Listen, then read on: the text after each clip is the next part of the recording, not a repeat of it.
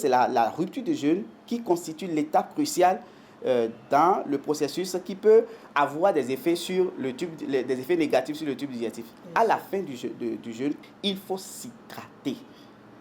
Il faut démarrer la rupture par de l'eau, 2 grands verres d'eau ou un demi-litre d'eau, et juste après, consommer un bol de fruits non acides, tels que la papaye, la pomme, la poire, et enchaîner avec une alimentation équilibrée.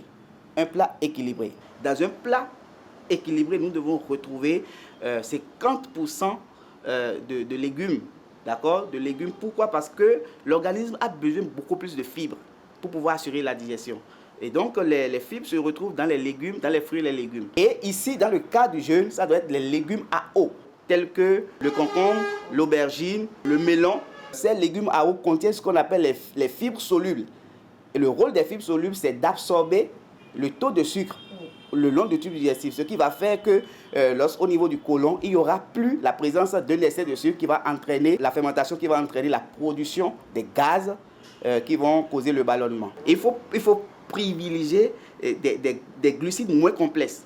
Pour faire simple, vous pouvez prendre la bouillie de fonio par exemple, ce qui va vous permettre d'avoir une glycémie plus ou moins stable pour vous tenir au cours de la journée. Vous pouvez prendre la bouillie de néré avec les graines de chia, d'accord, puisque les graines de chia sont riches en fibres solubles. Donc, leur progression au niveau du tube digestif va permettre de conserver le léger taux de sucre qui se retrouve dans le fonio pour pouvoir faciliter une libération progressive d'énergie au cours de la journée.